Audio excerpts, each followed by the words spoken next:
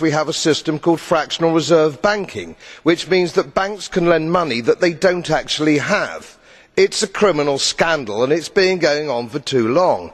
To add to that problem, you have moral hazard, a very significant moral hazard from the political sphere. And most of the problem starts in politics and central banks, which are part of the same political system. We have counterfeiting, sometimes called quantitative easing, but counterfeiting by any other name. The artificial printing of money, which if any ordinary person did, they would go to prison for a very long time.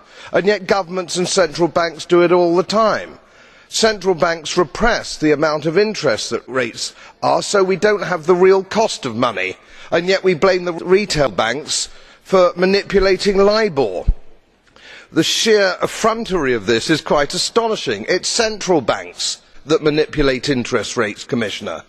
And plus, underneath all this, we talk loosely, in a rather cavalier fashion, do we not, about deposit guarantees. So when banks go broke through their own incompetence and chicanery, the taxpayer picks up the tab. It is theft from the taxpayer. And until we start sending bankers, and I include central bankers and politicians, to prison for this outrage, it will continue.